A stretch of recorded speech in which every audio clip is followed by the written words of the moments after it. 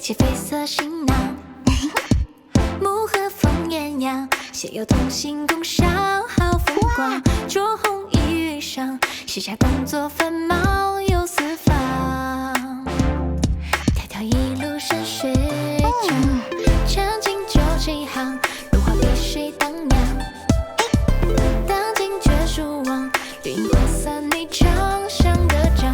关节云苍茫，重浪巍峨气象天地光。仙境隐形舒畅，远处东方。好夜空渺渺，繁星之下共徜徉。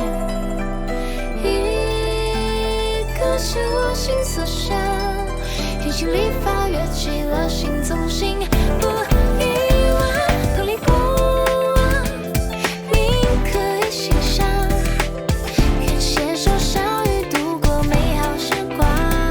前路茫茫，行的只有不舍，不离诸远方。相守相望，山高水长。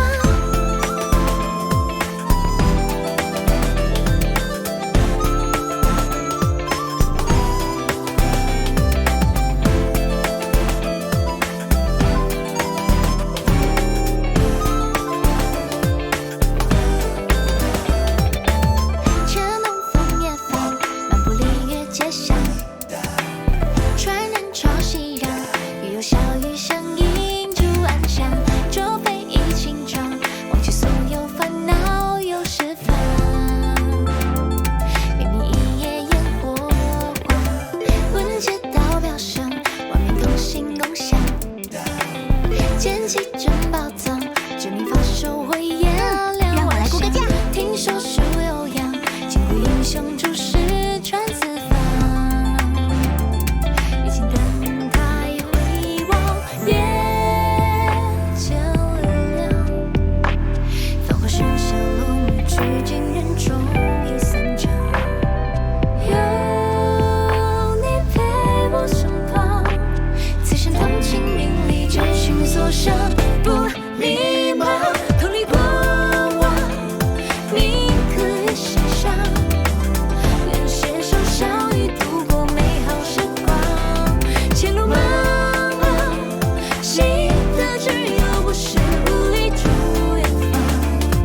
相守相望，山高水长。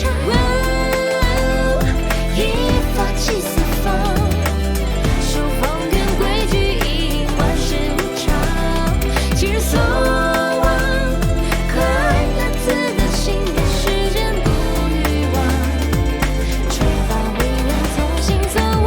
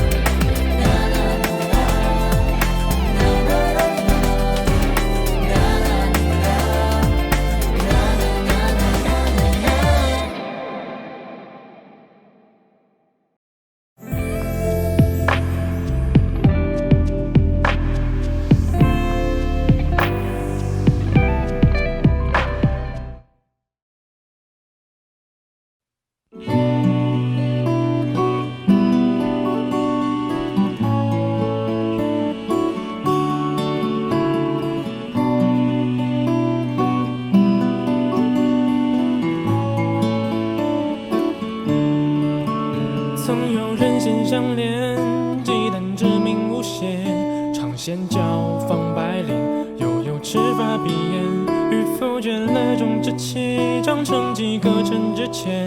有天子却尊戒，愿享人间。一点一点，见世事太万千。天亮苍苍，千里一边。一遍一遍，世人情劫难解，晨昏茫茫，知无覆灭。身前悠悠离月，曾念及前，历旧时常人命断，却不曾停歇。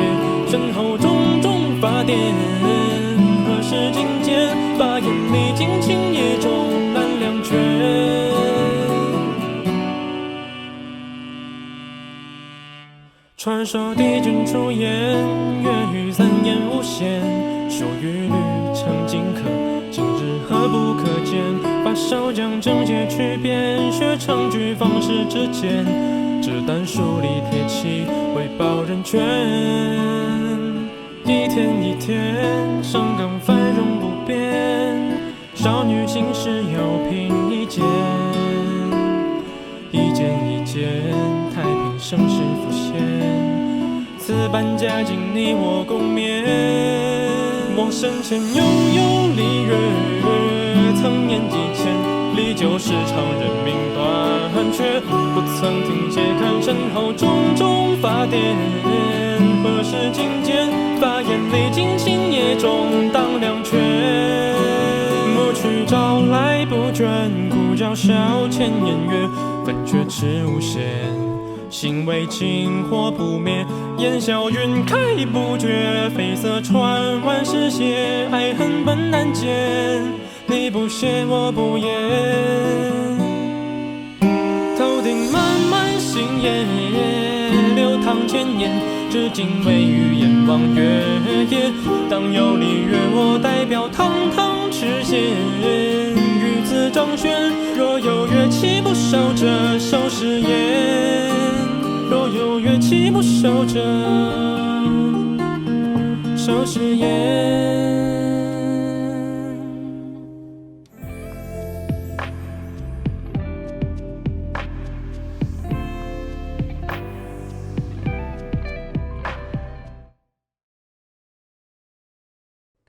英飞，生日快乐！是旅行者啊，谢谢你。这些天我都忙忘了。有什么棘手的委托吗？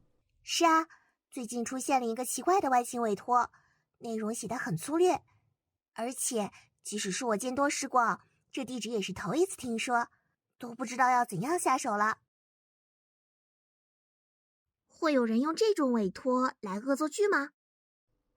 不要在意那些了，今天是你的生日，不如好好放松一天。说的也是，你今天有什么安排吗？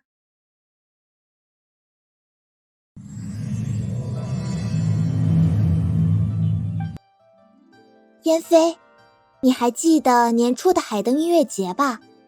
那是当然，星燕和胡桃的摇滚表演真叫人振奋，我看了都想加入呢。即使是在脑中回想，仿佛也能身临其境地感受到热烈高涨的氛围。不过你突然问我这个，是最近有什么地方有摇滚表演吗？我很乐意去观看哟。好呀，有消息我一定和你一起去。大忙人可要提前空出来几天假来呀。可惜最近1个月里都没有什么演出。我先前听星燕说，她海灯节结束后又有了新灵感，好像是和云锦的戏曲结合，所以我也有个新灵感。你既然喜欢这样的音乐节，不妨自己试试嘛。参加音乐节吗？我确实在跟平姥姥学琴，可这才几个月，实在没有到上音乐节的水平。听星燕说，她当时为了通过德沃莎先生的检验，费了好大功夫呢。要上舞台，不一定非要会乐器，会跳舞也可以呀。隔壁须弥的妮露小姐就是以曼妙的舞姿俘获了我，不是众人的心。所以我们今天一起去学跳舞吧。正好我手里还有2张体验课特价券，可以带一位朋友一起参加的。而且再不用，这2张券后天就要过期了。原来是在这儿等着我呢。好吧，这的确是种新奇体验，我还挺有兴趣的。那今天就拜托旅行者啦，高难度的舞我可学不来。放心，我先前咨询过，那边的成品舞都标注了难度，顾客可以自己选择。那我们现在就出发吧。欢迎来到舞室，2位是来学舞还是租借舞房？我有2张券，想和朋友一起学2支成品舞。我没什么经验，你可以帮忙推荐一些适合新手的舞蹈吗？好的，我们舞室的成品舞分为梨乐、道七和异域3种风格，其中道七的舞蹈最为简单，不需要舞蹈基础，很推荐您尝试。梨乐风格的舞蹈稍微有难度，意境的表达也是一重考验呢。异域舞蹈很考验力度和控制力，要跳得好也需花一番功夫。道奇风格最简单，容易出效果较好的成品。梨乐风格的我最熟悉，或许可以更好的体现意蕴。异域风格虽难，却最具动感，是我会喜欢的类型。真难选啊。旅行者，你有什么想法吗？这支舞的配乐是我从未听过的类型，要说其中意蕴，音乐听起来是那种蛊惑人心的感觉，而歌词表达的似是生活的苦闷。旅行者，你觉得呢？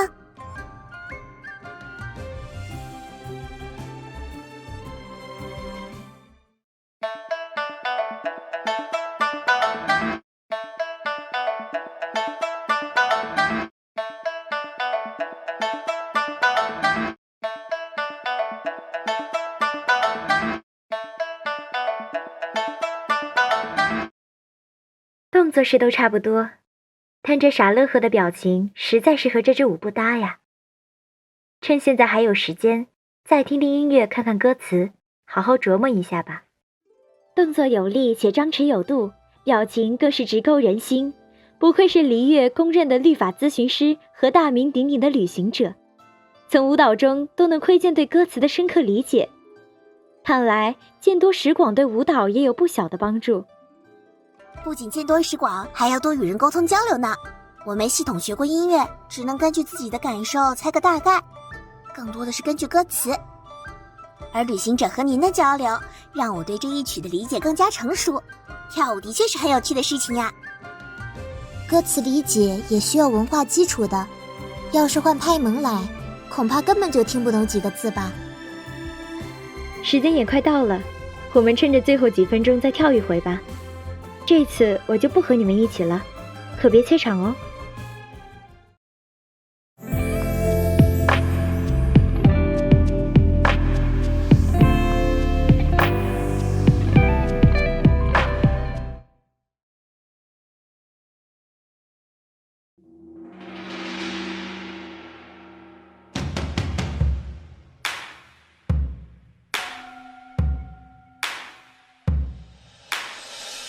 乱雨丝绸，手中折扇，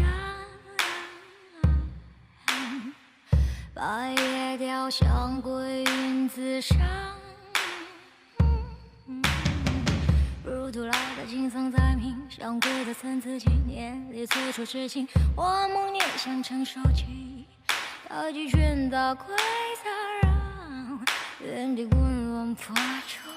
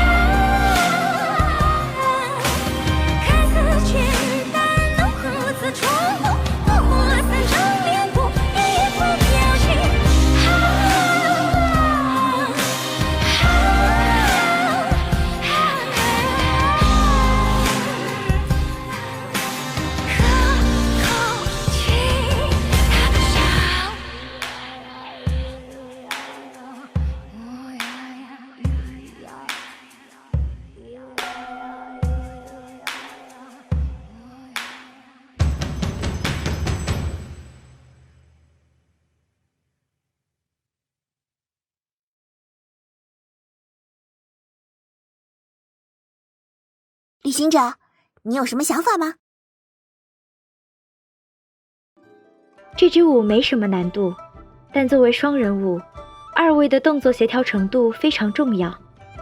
既然是第一次尝试这种风格的舞蹈，那么除了多多练习，就要靠你们的默契啦。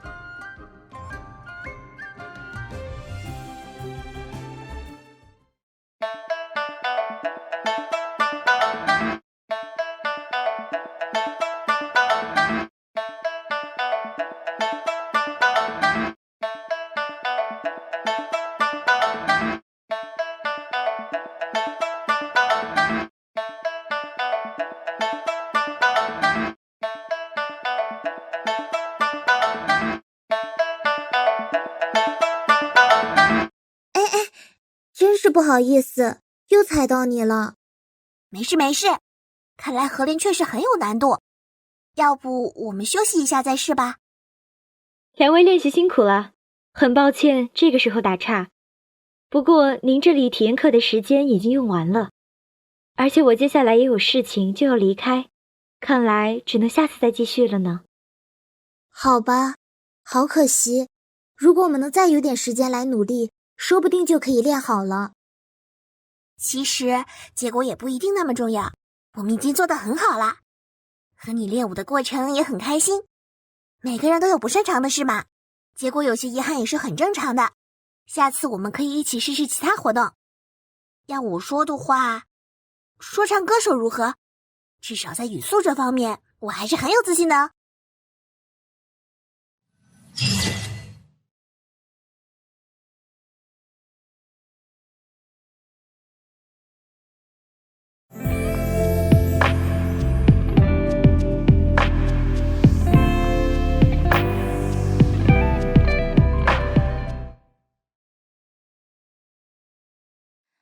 僕の言えない言えない言えない言葉と真昼に添えた花分かってたの分かってたの君の知らない知らない知らない季節と言葉を紡ぐ花分かんないよ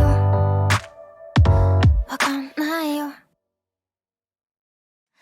天国の平等で僕らは一人きり叫むよ君がここにいないこと天国も平等で私は使い切り忘れないで忘れないで僕の言えない言えない言えない言葉と真昼に添えた花いつか君に会えると思ったの君の知らない知らない知らない季節と言葉を紡ぐ花わかんないねわかんないねうつらうつら溶ける話君はそれでもまだ覚えてるのねえ覚えてるのゆらりゆらる心の底僕はそれでもまだ覚えてるよ覚えてるよ意外的顺利，没想到这么快就把整首歌顺下来了。我要先喝点水，旅行者你也休息一下吧。嘿嘿，我和燕飞果然很有默契，难得今天天气这么好，我们一会儿可以一起去找个好风景跳一遍，用留影机记录下来。旅行者的包里真是什么都有啊，我赞成。道奇风格的舞我还是第一次学，不记录下来实在可惜。更何况这还是双人舞，除了旅行者，恐怕整个璃月都找不到会跳这支舞的朋友呢。我休息好啦，你呢？还需要再歇一会儿吗？可不要小瞧了大名鼎鼎的璃月英雄的能耐，我随时准备着呢。先前我看到美景时都记录了位置，现在找背景应该花不了多久。我们现在就出发。那就走吧。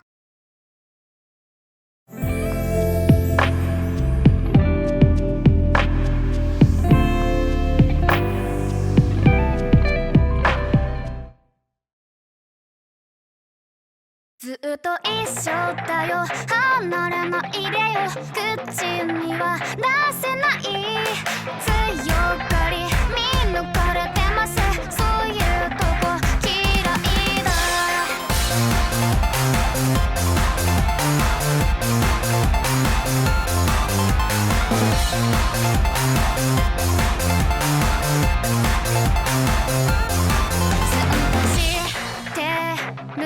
そんな風に見える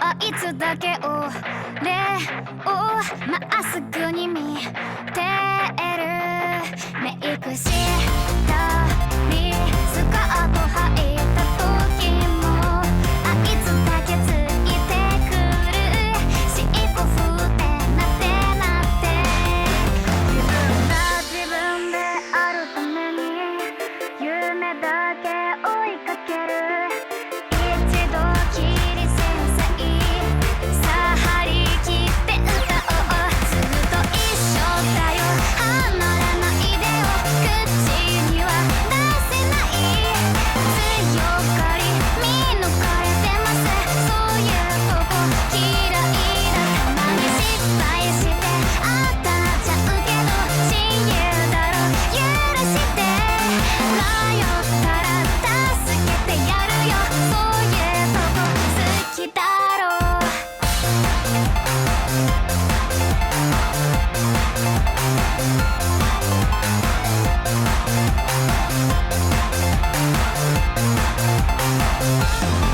俺のことは何でも知ってるあいつのことなら何でも知ってる昼寝の時布団をかけてくれるお腹が空いた時はおやつを分けてくれるあいつがあいつであるために夢だけ追いかける邪魔はさせないんださあ張り切って踊ろう遊んでくれよ構ってくれよ口には出せない小ばかり見抜かれてますみんなには秘密な好きな子できたら紹介しろよ見定めてやるよ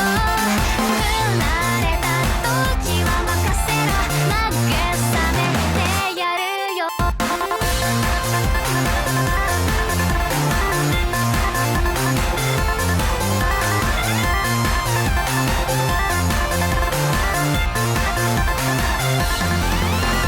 暗闇の中光探した手をつないだら怖くないこれは言っておくよ忘れないでよ死ぬまでよろしく初めて驚いた顔そういう顔好きだよずっと一緒だよ離れないでよ口には出せない強がり見抜かれてますそういうとこ嫌いだたまに失敗して当たっちゃうけど親友だろ許して迷ったら助けてやるよそういうとこ好きだろう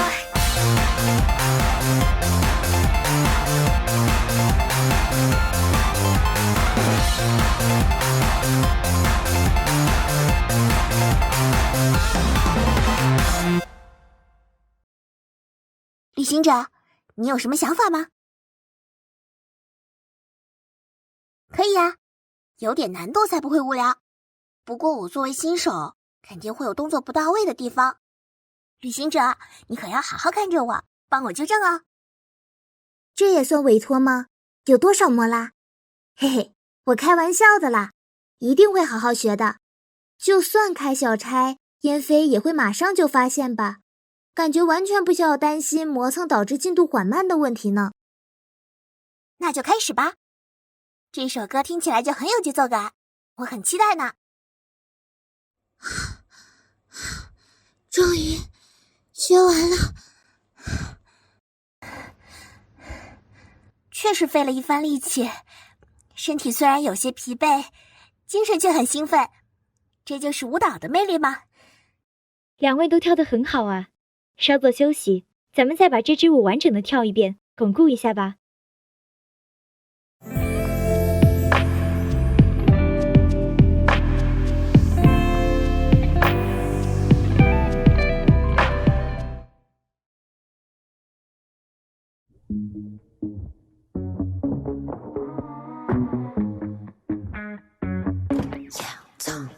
Look at you, 넌 못 감당해 날. You took off hook, 기분은 cold like brew. Look, my toe, my accident tattoo. I got to drink up now. 네가 싫다 해도 좋아. Why are you cranky boy? 뭘 그리 찡그려놔? Do you wanna bump Barbie doll? It's not you, I'm not a doll. Do you think you can? 미친년이란 말이 what's the love to me? 사정없이 가보라고 you lose to me. 사랑 끝간 거 따위 내 몸에 상처 하나도 어림없지. 너의 속은 나는 향수 나 뿌릴 boy. Yeah, I'm tomboy.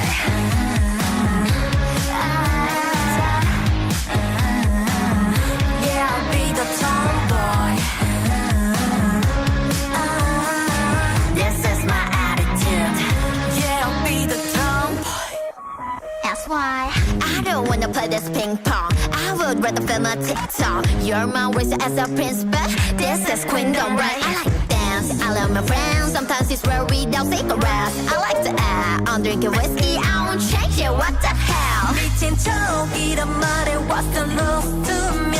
사정없이 씹으라고 you lose to me. 사랑 그 따위 내 눈에 눈물 한 방울 어림없지. 너의 찬 말에 미소 나 제발. Yeah, I'm tomboy.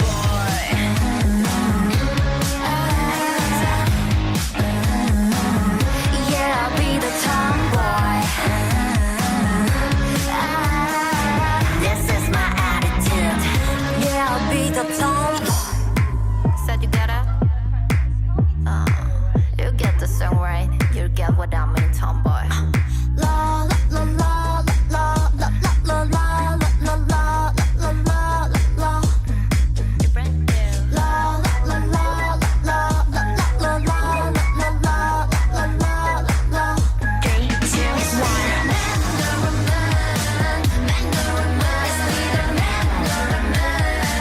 Just me, I don't.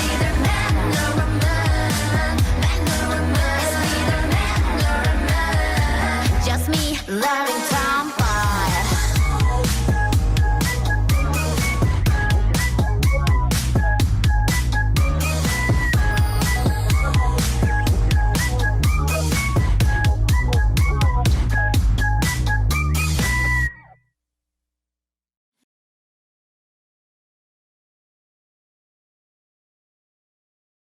啊，一天学2支舞，我要累死了。我们大名鼎鼎的梨月英秀也会因为跳舞而掏空体力吗？一天搞定1支舞和2支舞的差别是很大的，而且这几支舞要么考验阅读理解，要么考验控制力，就连最简单的舞也一直蹦跶个不停。我现在急需一顿丰富的大餐来安慰空虚的胃。一样，我也肚子咕咕叫了，又点亮一个技能点。下次我要找新燕和云杰好好唠唠。啊，说到这个，没有相片可不行。旅行者，正好那边有长椅，快把你的留影机拿出来，我们一起挑几张拍的好的，再印一次，人手1张留作纪念吧。我觉得这张就不错。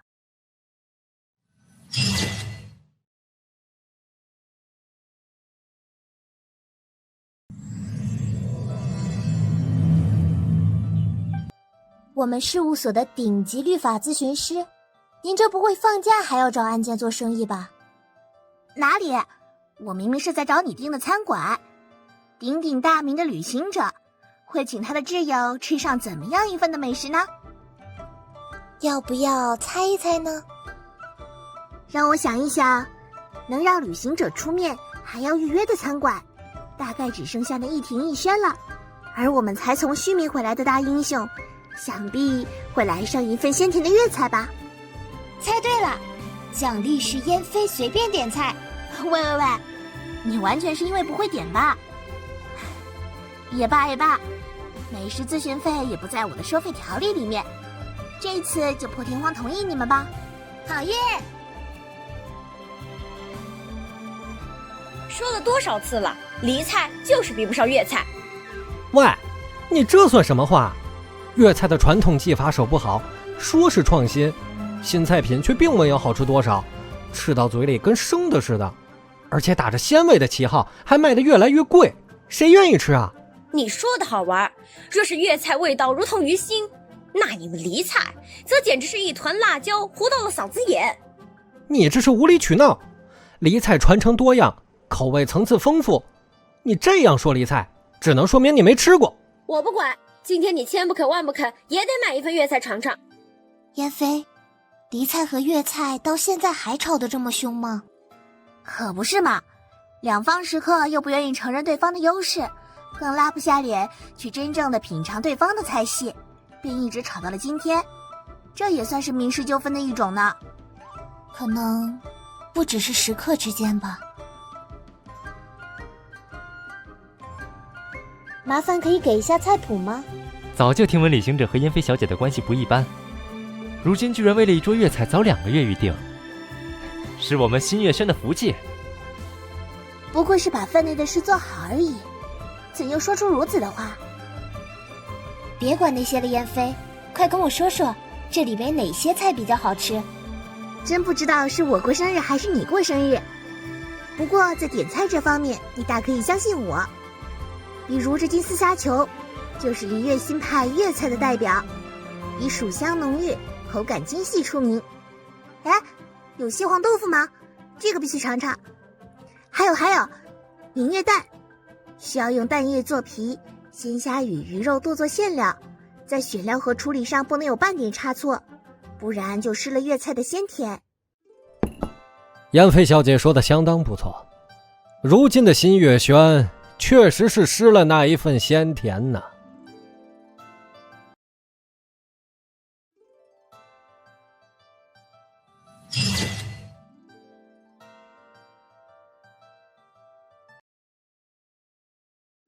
不是说这里是梨粤粤菜最好的地方吗？如果二位只是坐在这里，那的确如您所说，但是在外头可就不一样喽。这位客人，还请不要在店内喧哗，若有要事，我楼现任主厨秦约正于后厨。正是，烦请你去后厨把他请来。打断一下，关于您刚刚所说，能展开吗？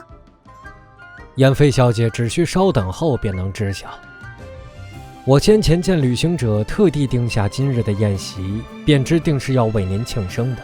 很抱歉打扰二位的兴致，我只不过有一个请求。时间对于律法咨询师可是相当宝贵的，希望你做好了决定。我自然清楚这些，是要燕飞小姐做一场美食对决的见证人，耽搁的一切时间会按咨询的价格后续补上。要见证美食对决，那不是万明堂的香菱更合适吗？和上次的美食大赛一样奇怪，为什么非得找燕飞呢？可能因为不只是美食对决吧。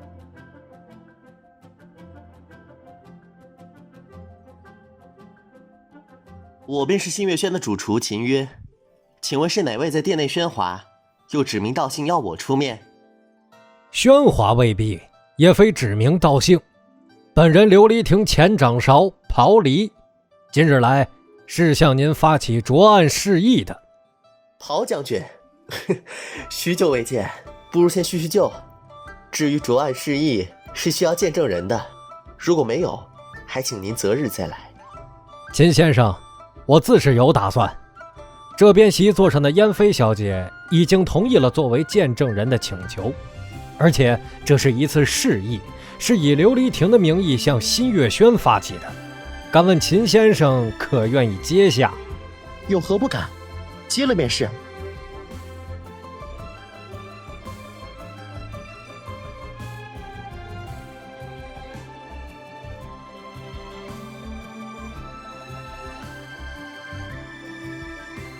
怎么样，新月轩的粤菜可从未在鲜味上输给过别的菜系。是啊，在对于食材的运用上面，我的确是老了，比不上你们新一代的厨师。燕飞小姐，你也见证了吧？卓安示意的结果已经昭然若揭。秦先生，那我便去通知报社了。哎，秦先生可忘了，这次是琉璃亭同新月轩的对决。这位新月轩的使者，能否去一趟琉璃亭，以外带之名买一份天书肉来？旅行者燕飞二位，麻烦在新月轩外卖现场点一份外带的黄金蟹。这是什么意思，陶将军？你已经落败了，还想靠着琉璃亭现任的厨师扳回一局吗？如果是个人示意，的确不妥，但这次是两家餐馆的对决，若只是大厨起灶，有失偏颇，多加一类想必不会介意吧。好一个不会介意。贺丽，去，我们怕什么？秦经理，这般迟疑，不会是你们新月轩不敢吧？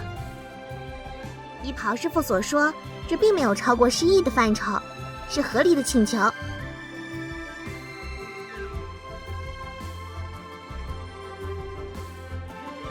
二位本来是有室内座位的，怎又要一份外带菜品？我们本要加菜，不过侍者说在起锅恐怕耽误，外带菜仍有热菜，让我们来这里另取一份。我们不在乎外不外带的，只是折中来说，时间更紧迫些。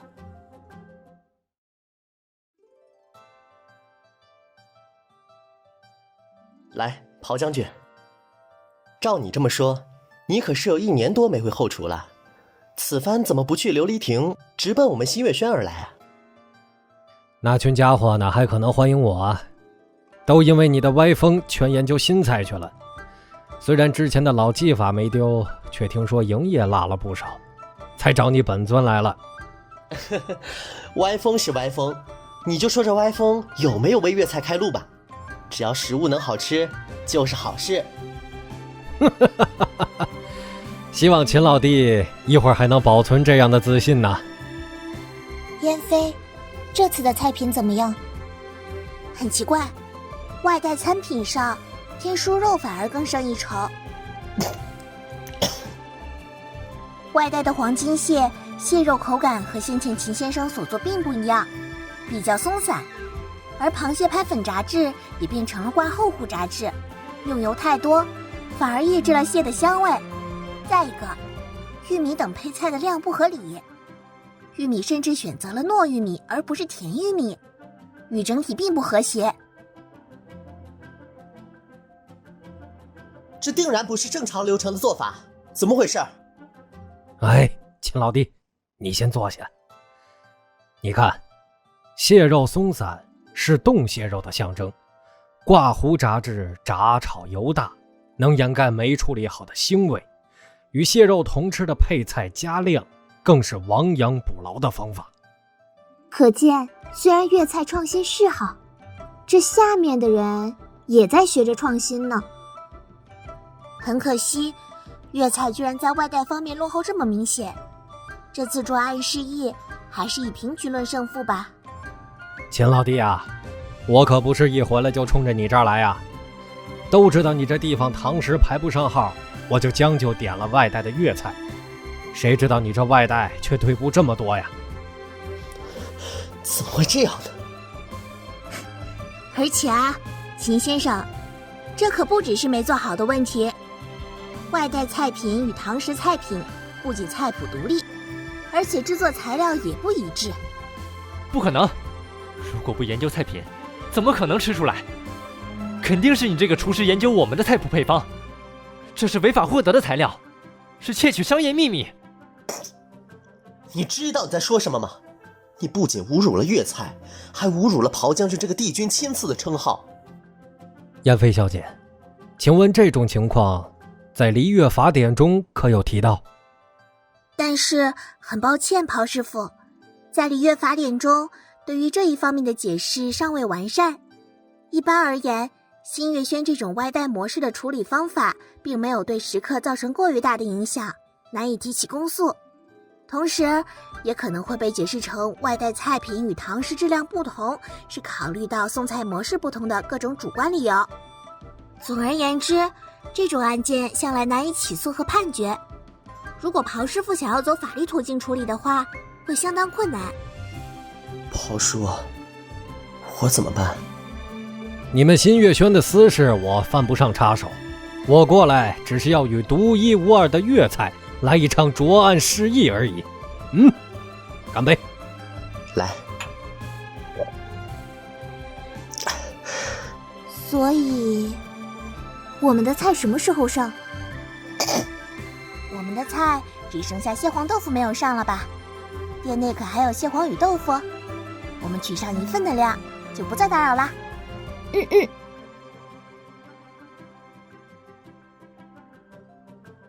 燕飞，你是要亲手为我做菜吗？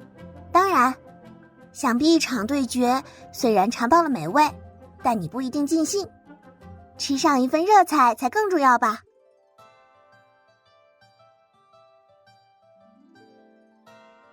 燕飞，当时为什么你不建议刨师傅走法律途径？哪怕这个案子这么困难，你也完全能够应付吧？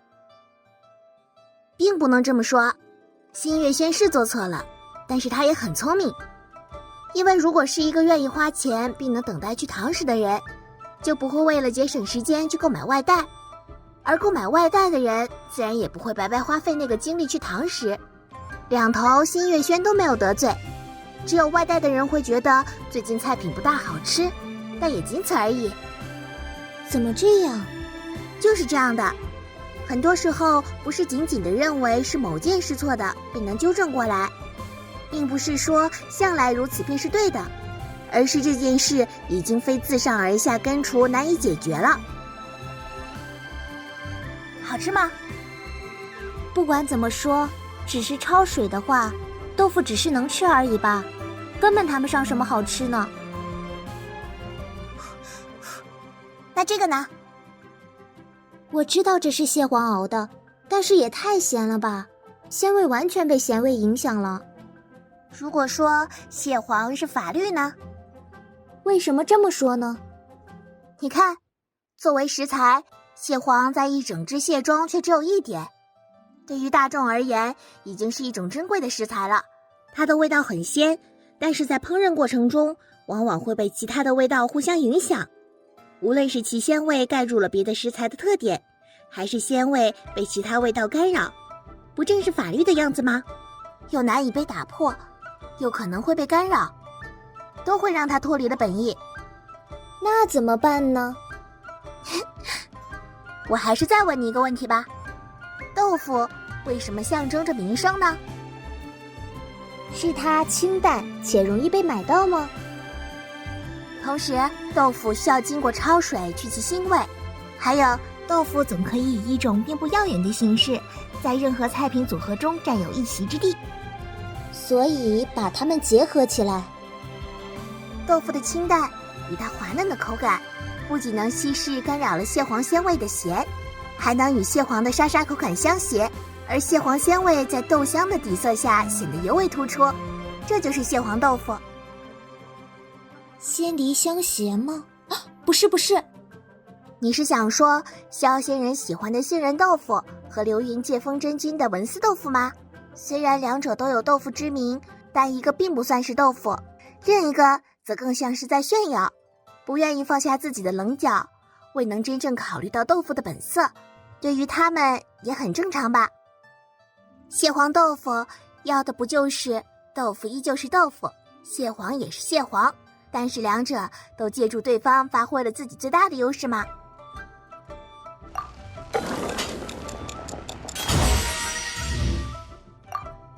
那么这道菜不如叫它自有方圆吧。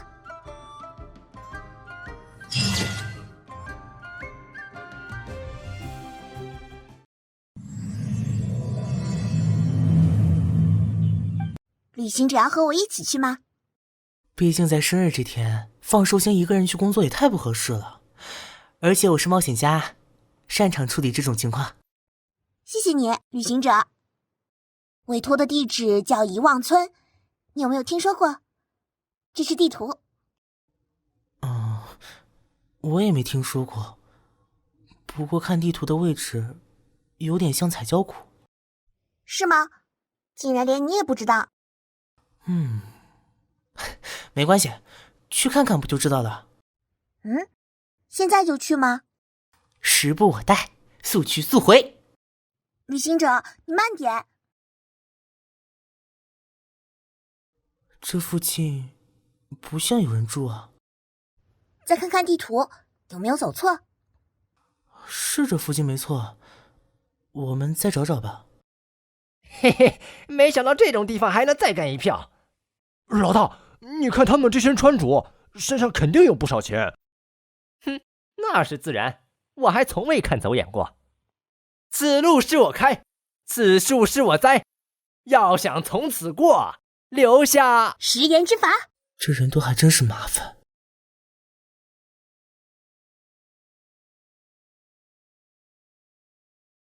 李迅龙，又是你来坏我们好事！哎呦，你给我等着！谢谢。你是叫李迅龙吗？没错。请问你知不知道这个地方在哪里？在那个方向，穿过那里右转就能看见。那边吗？非常感谢，下次有律法问题可以来璃月港找我。来璃月港记得找我，下次见啦。1年都不见你几次面，现在爹没了你又回来了。我之前那是为了咱爹在外面挣钱，不然就你那个小旅馆，怎么撑得起咱爹的开销啊？倒是你都干啥去了？连爹啥时候死的都不知道。哪位是李全志？我是李全志，你是？这个是你的委托书吗？我之前是发过这份委托书，不过这价格……怎么了？我当时和他吵完架，喝了点酒，一时气不过才去找您的。价格当时没看清。有无他人替你签字？没有。你是否有你当时神志不清的证据？没有。当时你有没有被人蛊惑或被迫签字？也没有。那么根据璃月律法，这份委托书是合法生效的。怎么？你想违约吗？没有，喝酒误事啊。既然你已经来了，那正好帮我们评评理，看看我爹的遗产到底怎么分。好，先说说你们两人的分歧所在。就是我爹刚刚去世，留下了祖宅和一些遗产，平时一直是我在照顾爹，但是他回来了之后也要分爹留下的遗产。你放屁！我在海上工作的钱大部分都寄回来了，不然就凭你开的那几天没一个人的小旅馆，能养活你自己都不错了。你才放屁呢！你寄来的钱呢？我咋一个摩拉都没看见？我看你是想抵赖。明明就是……停！你们别吵了。情况我大概了解了，就是说令尊离开后留下了祖宅和遗产，但是平时你在附近开店，他在海上干活挣钱。但是关键在于，你们对令尊的赡养互不承认是吗？对。你们俩先别急，令尊有没有留下遗嘱？依照璃月法典第3章第3条第16款，璃月公民可依照本法规定立遗嘱分配个人财产，并可以指定遗嘱执行人。也就是说，假如令尊有遗嘱，那么应当优先按照遗嘱进行财产分配。爹有没有留遗嘱？你说话呀！我不知道，我还没收拾爹留下的东西。你们在这里吵得这么凶，居然连老人的遗物都没有收拾吗？你还说你照顾爹，你就是这样照顾的？你不也是还没去见过爹一面吗？停，二位先别吵，当务之急是确定令尊有无遗嘱，而不是纠结谁对谁错。燕飞小姐说的对，我们先去收拾一下爹的遗物。哼，我们先在外面等着吧，希望不会等太长时间。咱爹的遗体你都能搞丢，还不是你跟我吵架导致爹没能及时入土吗？你倒还怪起我了，你还有脸说你在爹身边照顾着？唉，哎，旅行者，你要去干什么？找东西。啊，好吧。喂，你们两个需不需要帮忙？帮忙？你能帮上什么忙啊？我是冒险家，找东西我擅长。你不行就别拦着别人。冒险家是吧？我还有些闲钱，我可以去冒险家协会补一个委托。我爹就靠你了。给原石吗？原石？你这一来一回得多长时间啊？那……算了，不需要挂委托。你们上次看见尸体是什么时候？我昨天晚上喝酒前还看见在这儿。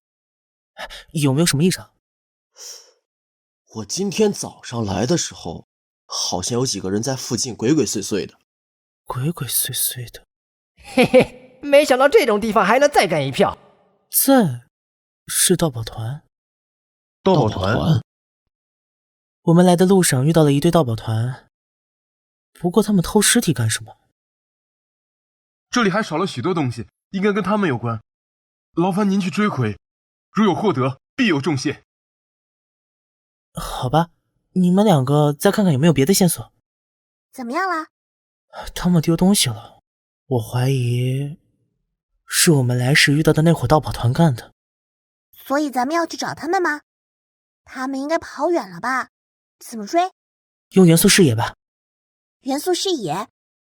哦，我懂了。没错，他们身上还残留着烟飞的火元素。事不宜迟，我们走吧。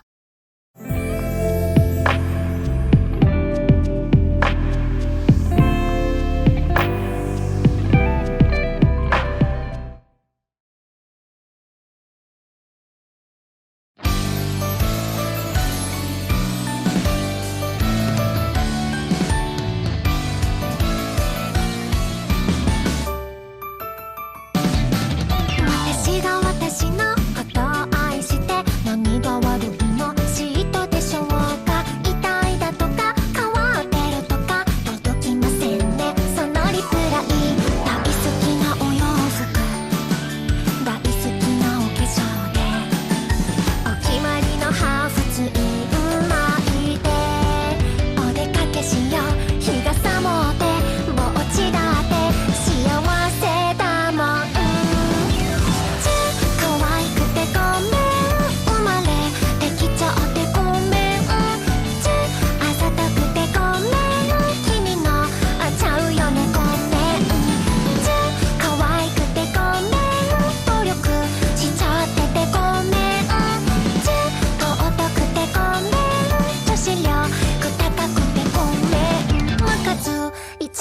ねざまあ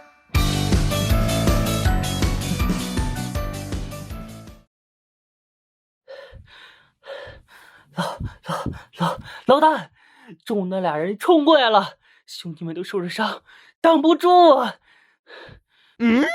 欺人太甚！告诉兄弟们，谁把他俩拿住了，拿住哪个身上的东西就全归他了。是，走，跟我出去看看。是。丹书铁器。这就结束了。现在是真结束了。可恶，猎人成了猎物，你们想怎么样？你今天有没有偷东西？这你们咋知道？看来你承认了。首先是你早上沿路抢劫，根据离越法典第2章第263条第7款，以暴力、胁迫或者其他方式抢劫公司财物的，处3年以上10年以下有期徒刑，并处罚金。还有入室盗窃，根据离越法典第2章第264条，盗窃公司财物、入户盗窃的，处3年以下有期徒刑，并处或者单处罚金。若有其他严重情节，处10年以上有期徒刑或者无期徒刑。并处罚金或者没收财产。还有妨碍公务，第2章第277条。别念了，你想怎么样？给个痛快话。就是说，你现在最少得蹲3年牢，但是根据你们接下来是否配合，我可以选择是让你们蹲3年，还是直接蹲一辈子。啊？这就是律法既是约束，也是工具吗？我配合，你们想怎么样？首先，今天的赃物应该还没有处理吧？都交出来，一件别留。每差1000摩拉，每人就多蹲1年。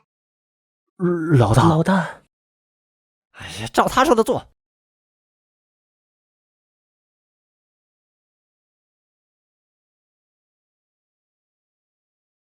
这是……哦，是你啊！我们抓住了他们，可以请你把千岩君叫过来吗？可以请你们放过他们吗？他们都是无依无靠的孤儿，吃不饱饭才去四处盗窃的。你别看他们这样，他们一个人也没有杀过。你看起来很了解他们。请跟我来。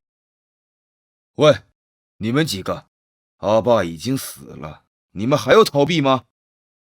要是还有点良心，就带上你们的赃物跟我一起回来。真的吗？好，我们跟你回去。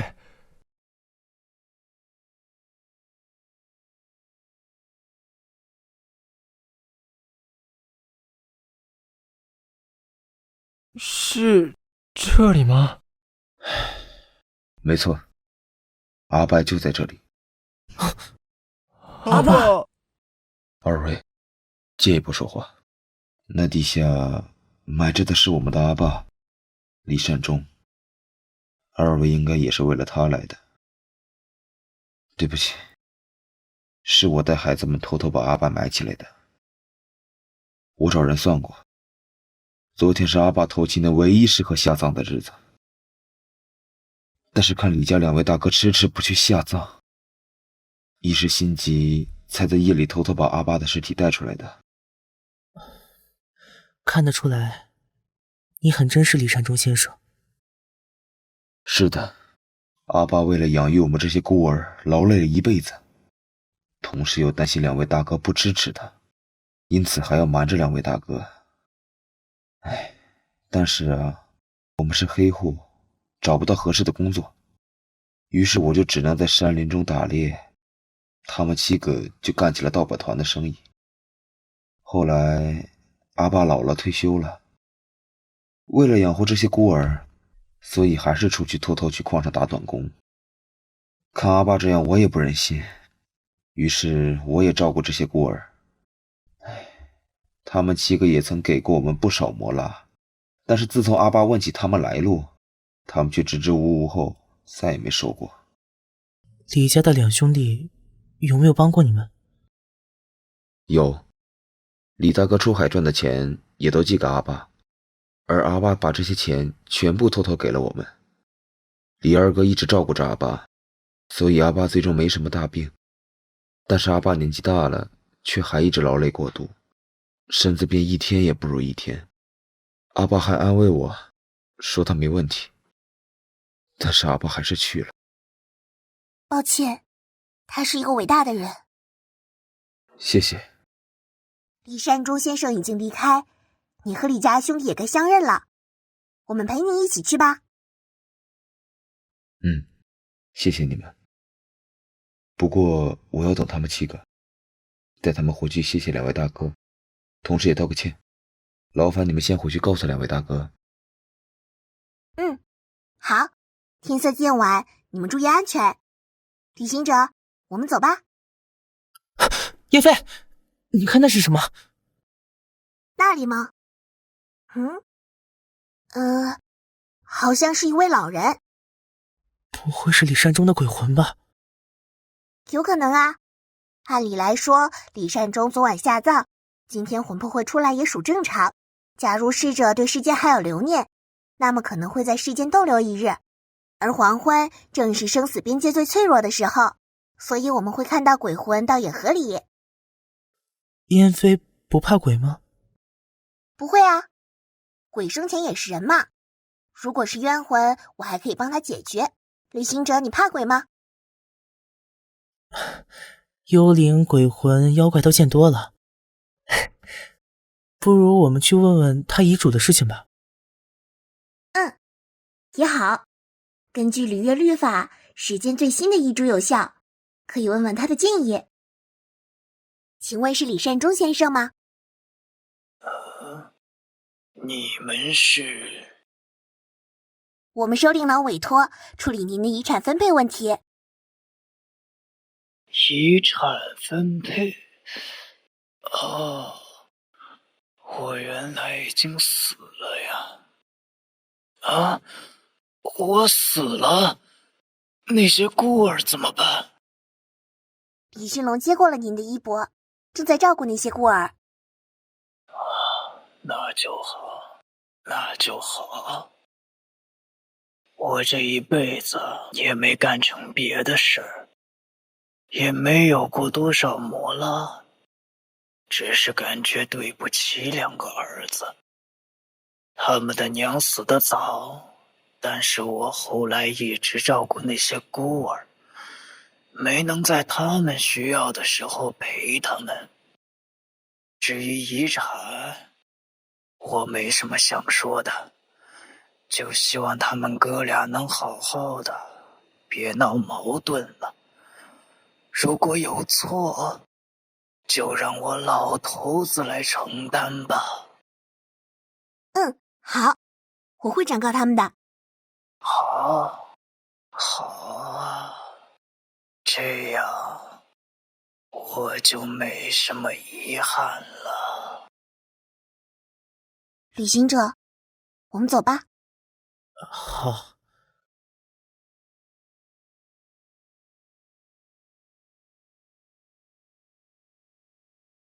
我连爹养了这么多孤儿的事情都不知道，还有什么资格说自己在孝敬爹？又有什么资格要爹的遗产？弟弟，这不是你的错。我说着在外面挣钱给爹，但是却没能真正帮过爹，也不知道爹到底过的什么日子。是遗产，我也没脸要了。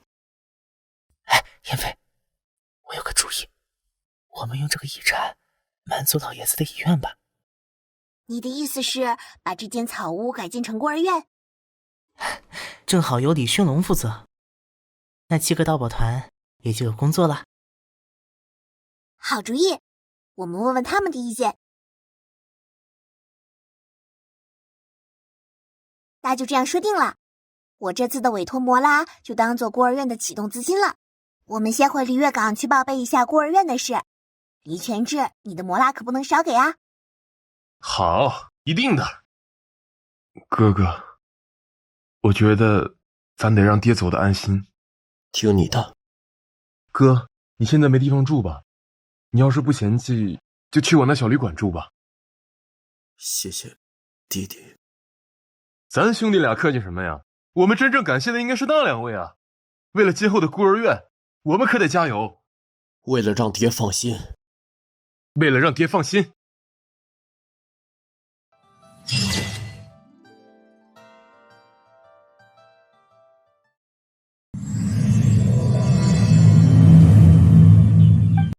夜市，哼哼，讨价还价的事我最擅长啦。那我们可约好啦，晚上见。旅行者，这里。旅行者，你还挺守时的嘛。遵守约定也是一个良好的品质呢。毕竟是燕飞的生日啊。燕飞，有没有什么想逛的摊位呢？逛夜市嘛，自然是看到哪里就逛哪里。比如那里有一个赌石的摊位，我们去瞧瞧吧。像流到夜市的赌石多半是些不好的石料，但是只要有足够的技巧，也可能在这些石料中开出还不错的翡翠。当然运气也是重要的一环。啊，燕飞小姐，我这次可没有造假，这些石料都是纯天然的，我一个都没有加工过。放心放心，我这次只是来逛夜市，没有购物。发生什么了？之前有人在这里赌石，开了原石后发现有明显的加工痕迹，而且因为要价并不是很合理，于是就找上了我。赌石这一行自古以来造假的就不少，他们会根据皮料或者裂缝填充进行美化，以便让赌石之人看到希望，从而把石头卖出更高的价格。一般的造假不会有什么问题，买到了也往往是因为那些赌石之人技艺不高，难辨真假，怨不得别人。但翡翠行上一次有明显的炒作行为，而且那个石料有开过的痕迹，虽然不明显，但懂行的都能看出来，这影响了市场行情，我自不会容忍，因此狠狠地惩罚了翡翠行。燕飞小姐说的是，上次我是猪油闷了心，竟干出那种糊涂事儿来。不过各位放心，从那次之后我就洗心革面，不再对石料进行加工了。所以现在能不能开出好翡翠，全看各位的实力与运气。燕飞小姐，请随便挑一块璞石，无论如何都当白送您的。石头严重了，这次我就是和朋友出来玩，不谈工作上的事。况且那个人也已经把报酬交给我了，你也收到了惩罚，事情已经过去，你能醒悟就是最好的。机会难得，不如我们一人挑一块，看看谁挑出来的好，如何？啊，好啊。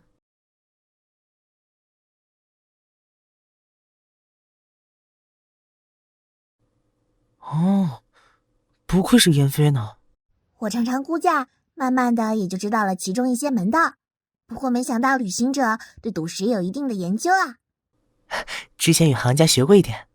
旅行者很厉害嘛。下一个去哪儿呀？不如先换件衣服吧。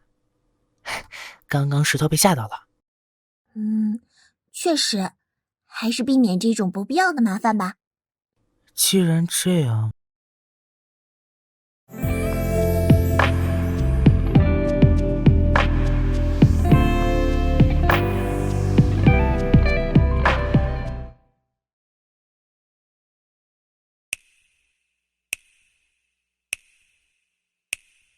What's your color? I wanna know. What's your color? I wanna know. What's your color? I wanna know. I wanna know. I wanna know. I wanna know. I could be red, or I could be yellow. I could be blue, or I could be purple. I could be green or pink or black or white. I could be every color like. I could be red, or I could be yellow. I could be blue, or I could be purple. I could be green or pink or black or white. I could be every color like. 燕飞，辛苦了。要不要吃点东西？好，这样折腾下来，还真有些饿了呢。那就去那边吃点东西吧。嘿，这不是燕飞小姐和旅行者吗？要来些小吃吗？是啊，逛得有些饿了。旅行者你挑吧，我先去坐会儿。好，老板，可以看看菜单吗？当然可以。给。燕飞，来碗白玉汤可以吗？好啊。老板，2份白玉汤，要热的。好嘞，请入座，菜马上就来。为什么会选白玉汤？我记得你好像喜欢吃豆腐来着，正巧这一道家常菜我也很少吃，所以就要了2碗。是啊，豆腐本是清淡的食材，口感鲜嫩温润滋补，最重要的是1年4季均有供应，随时都可以吃到。而且豆腐可方正可圆滑，有自己的味道，也可以接受其他食材的滋味。正是因为豆腐做法多样，所以老少皆宜。而且无论豆腐如何变化，它还是豆腐。2位的珍珠翡翠白玉汤好了，请享用。谢谢老板，我们快喝吧，待会儿汤凉了就麻烦了。满血复活，旅行者接下来要去做什么？刚刚赌石和买衣服可是我付的摩拉哦。怎么了吗？接下来我要干些过分的事情。你想干嘛？我想买些纪念品，妍飞，帮我砍砍价吧。正好前面就有一个卖纪念品的，我们过去吧。星希，你怎么在这儿？是旅行者和燕飞小姐啊。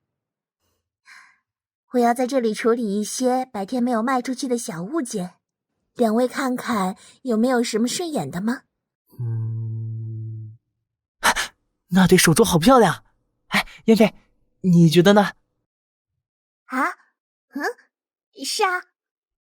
旅行者好眼力，这是上好的翡翠经由大师之手雕琢，分别以叶博石和石破修饰，一鸳一鸯，乃是一对啊。那这一对多少摩拉？不算很贵，500万摩拉。妍飞，该你出马了。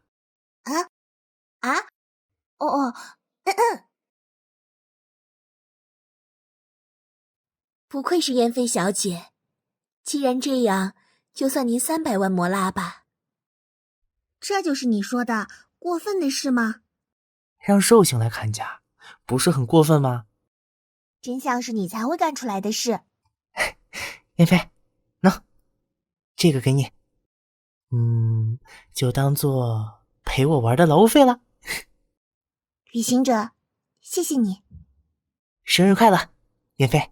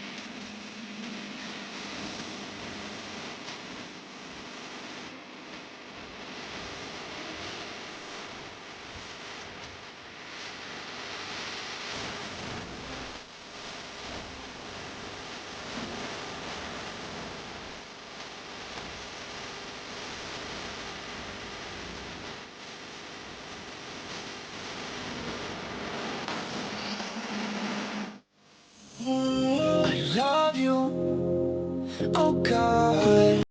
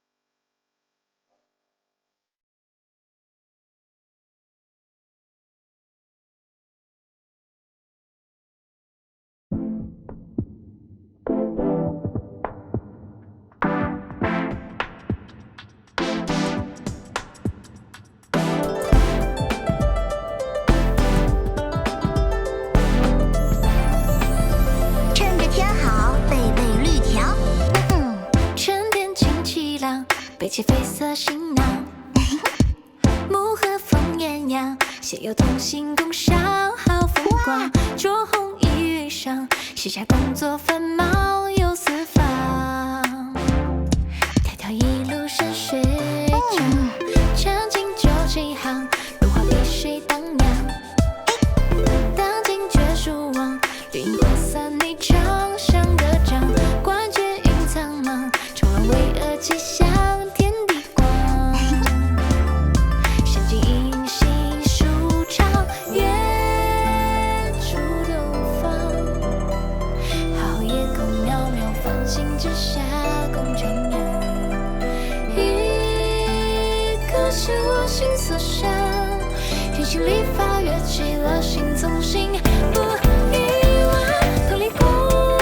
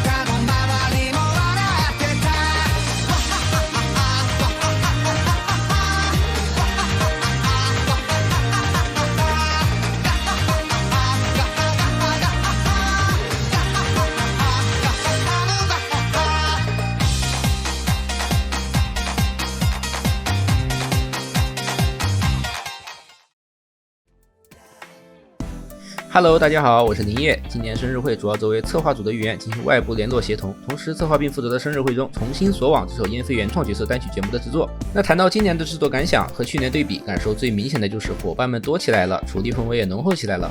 制作组整体的技术力和策划方案对比去年都得到了很大的提升，有种欣慰的感觉吧。去年半个月的时间赶工重法会心愿，没有什么试错的机会，导致留下了不少遗憾。而今年的单曲重新锁网的创作历程呢，则是工期宽松，那么就快玩。所以制作前期进行了各种方向的试错，包括 Funk、Fusion、EDM、Bebop、R&B 等等音乐风格，我们都曾进行过尝试或融合。最后在整体音乐表现方向这块，决定强调燕飞身上那种欢快机灵的人设印象，赋予友情和轻松的氛围。同时设计了重法会心愿的联动彩蛋，希望以不同风格的2首歌来更加全面地展现出燕飞立体的人设观感。希望大家能够喜欢我们的努力成果和可爱的飞宝，谢谢。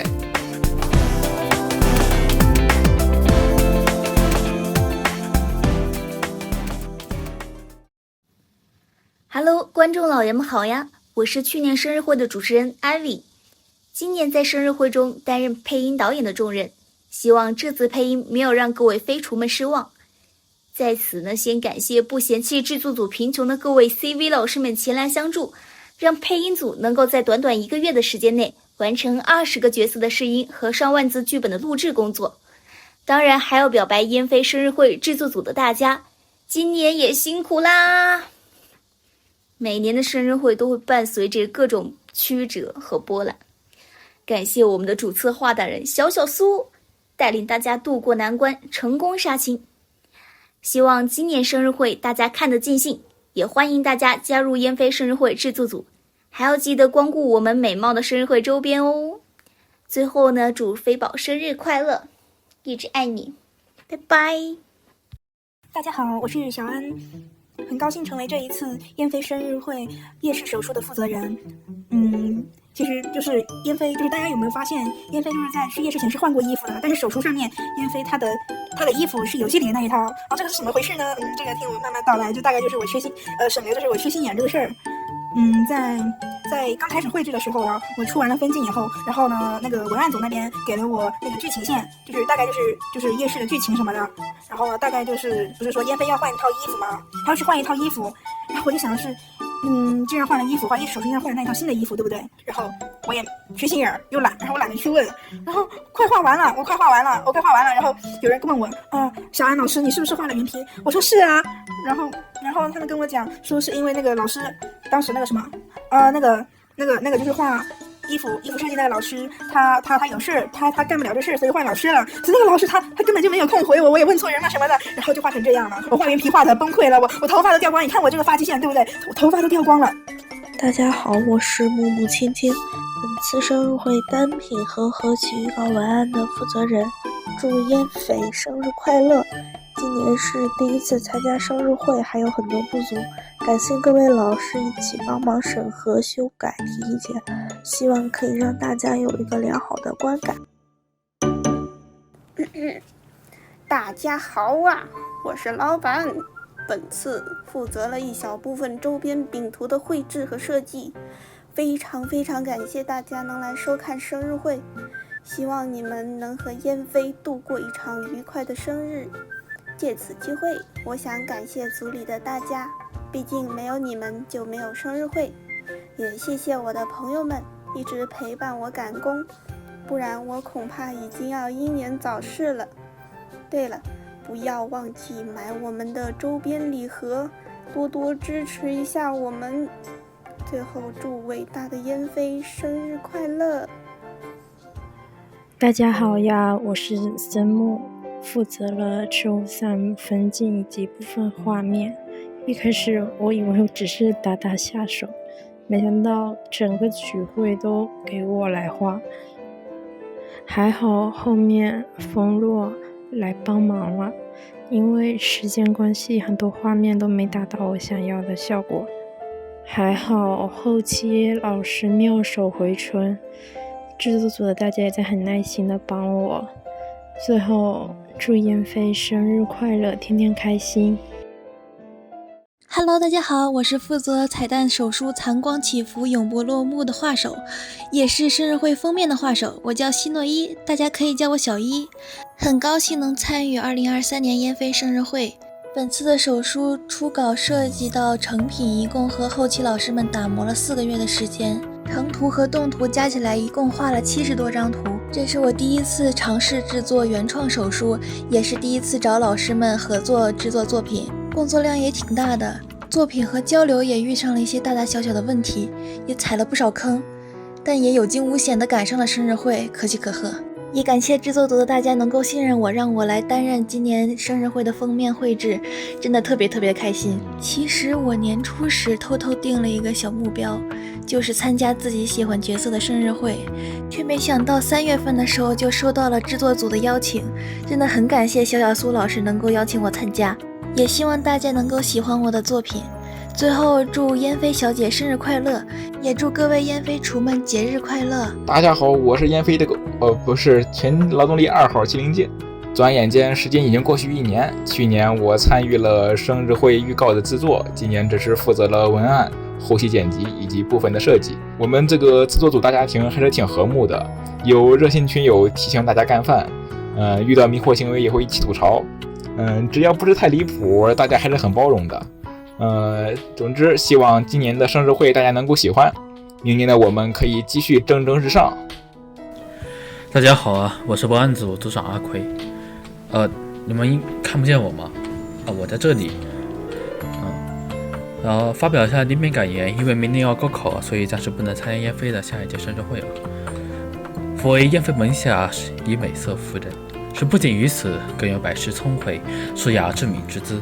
无幸得嘉赏，为文案遗旨，已尽全力，只可谓世道无情，来年只得暂推，还望后辈人才济济，可谓非门剑术。燕飞生日快乐！很高兴参与到了生日会的制作，我是做英文字幕后期的，是不是还有观众没有察觉到英文版的存在？元神出海，生日会岂能不出？虽然看到这里大多数都是咱中国人，加一个语言的字幕不可谓容易。不过能在自己擅长的领域做出贡献，多是件美事啊。大家好，我是负责了部分人物相稿绘制的灿灿，非常高兴能参加燕飞生日会的制作。作为一个特别喜欢燕飞，并从新手期被他一直带到现在的普通玩家，能成为制作组的一员，真的是我莫大的荣幸。虽然我只做了些微不足道的小工作，但是很感谢制作组老师们的许多帮助。我真的超级喜欢组里的氛围。最后，祝燕飞宝贝生日快乐！